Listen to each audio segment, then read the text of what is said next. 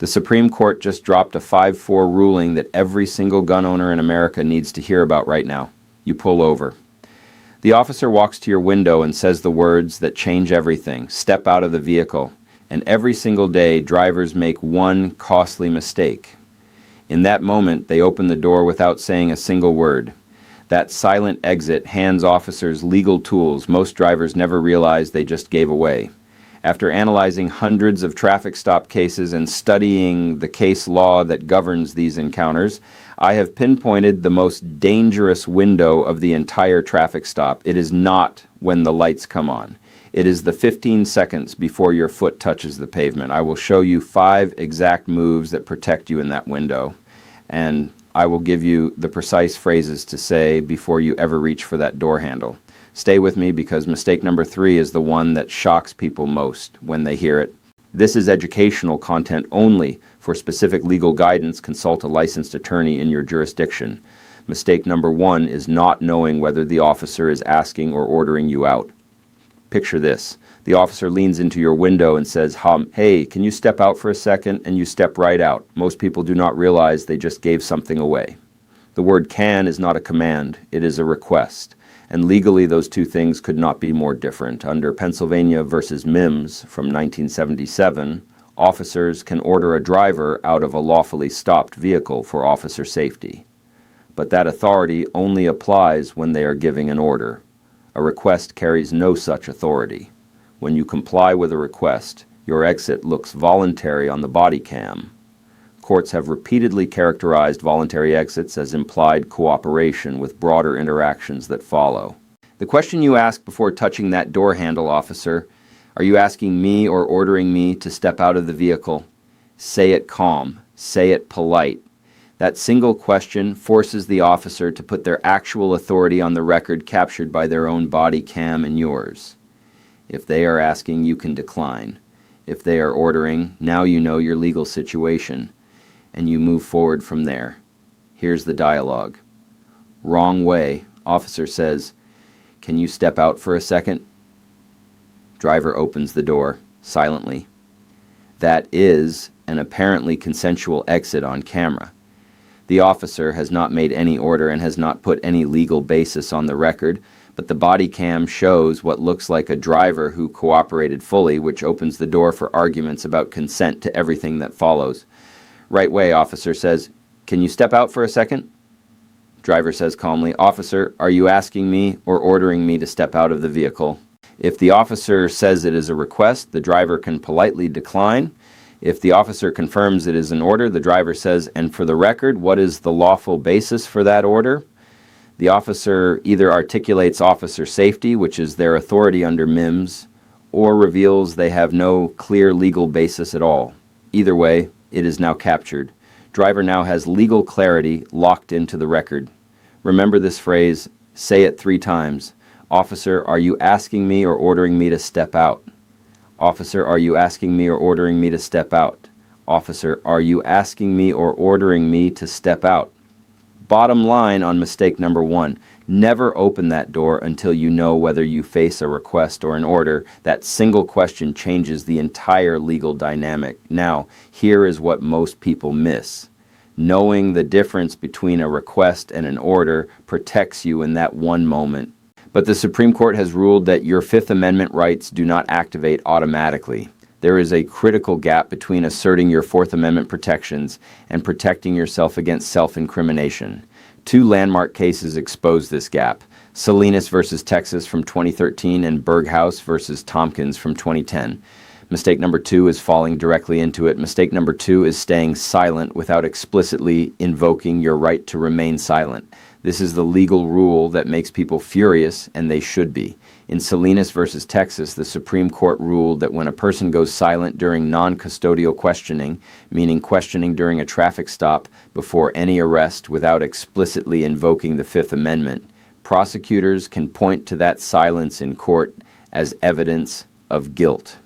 In Berghaus versus Tompkins, a suspect sat through nearly 3 hours of interrogation, mostly in silence, then made one brief statement. The court held he had waived his rights because he never clearly invoked them. The combined rule, you must speak to protect your right to be silent. Silence without invocation is not a shield.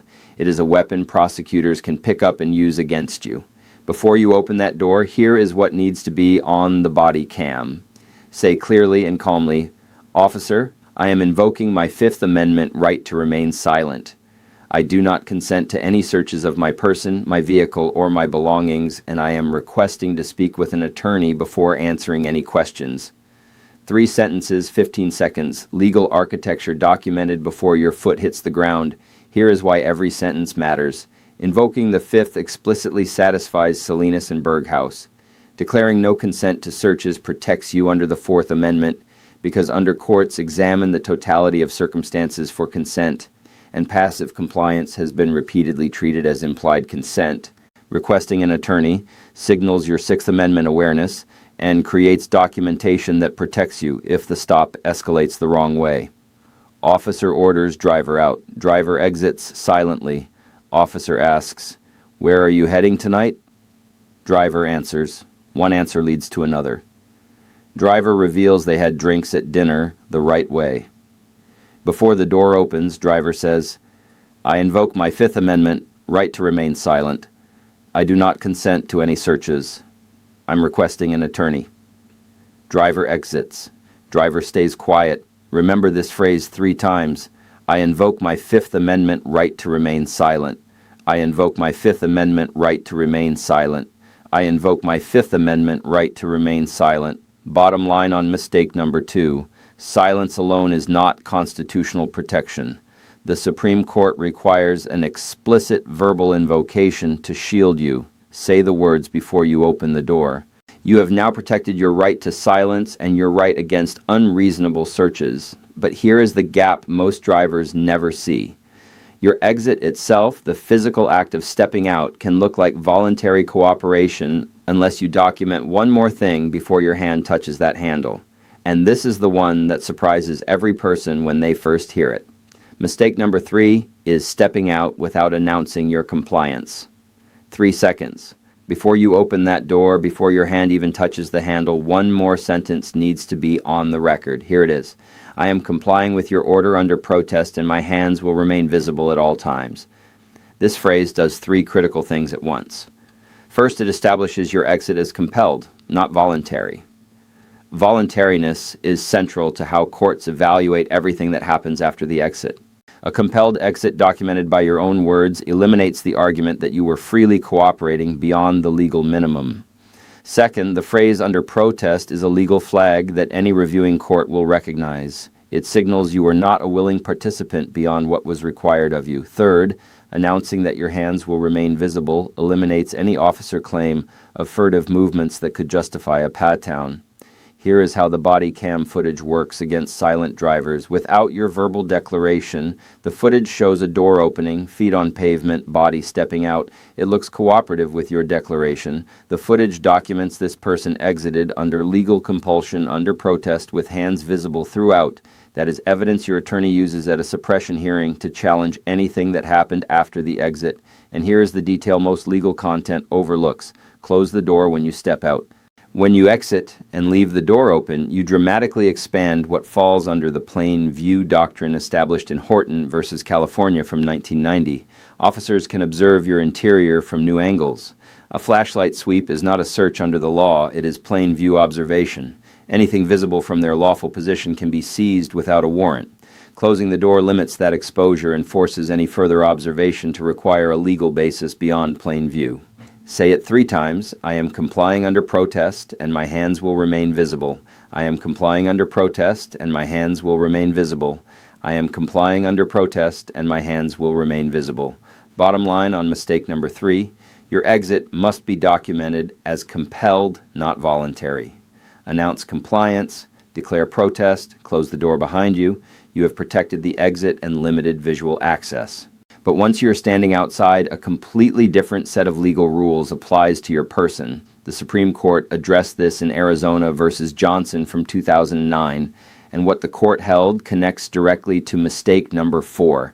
Mistake number 4 is answering questions while standing outside the vehicle. Once you step out, the environment changes completely.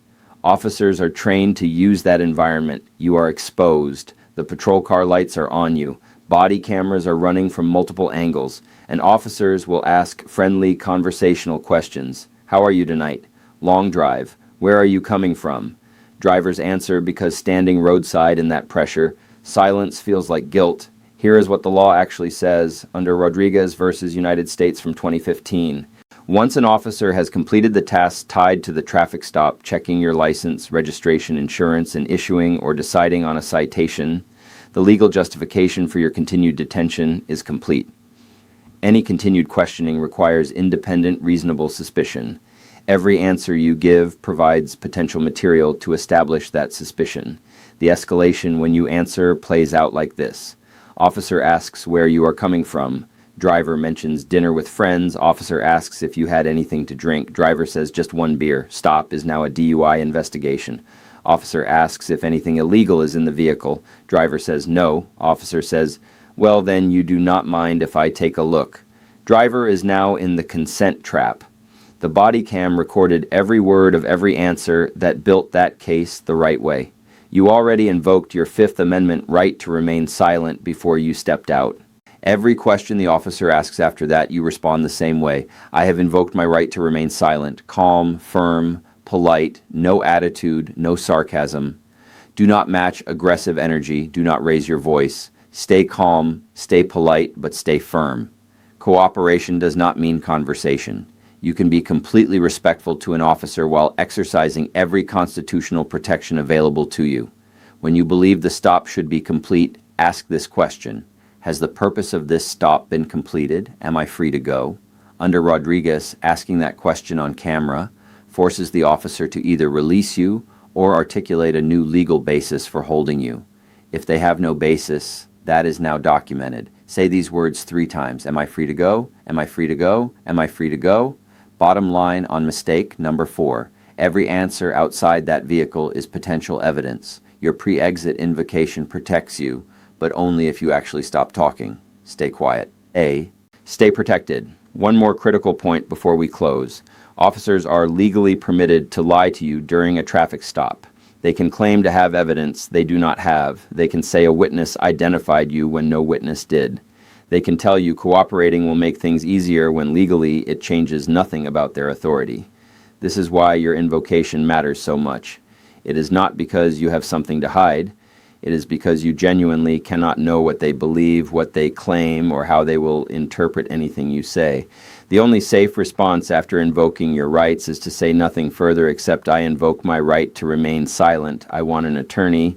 Mistake number 5 is failing to execute the full first 30 seconds properly before you ever exit. The first 30 seconds of any traffic stop are the foundation every subsequent right rests on. Here is the exact protocol. Pull over safely using your turn signal. Turn on your dome light if it is dark outside. Turn off your engine. Place both hands on the steering wheel where they are visible. Roll your window down 2 to 4 in only. Do not open the door until you have determined whether you face a request or an order. When asked to provide documents, announce every movement before you make it. I am reaching into my glove box for my registration. My hands will stay visible. Then say your 3 sentences before you open the door. The first sentence, I invoke my Fifth Amendment right to remain silent, and I do not consent to any searches of my person, my vehicle, or my belongings. The second sentence, officer, are you ordering me to exit? And if so, what is the lawful reason for that order? The third sentence, I am complying with your order under protest, and my hands will remain visible. Then step out, close the door, stay quiet, ask when appropriate. Am I free to go? Remember your 4 core phrases. First, am I free to leave? Ask it early. The answer determines what legal situation you are in. Second, I invoke my Fifth Amendment right to remain silent. Say it explicitly before you open the door. Silence alone is not enough under Salinas and Burgess. The words must be said. Third, I do not consent to searches. Say it clearly, covering your person, vehicle, and belongings.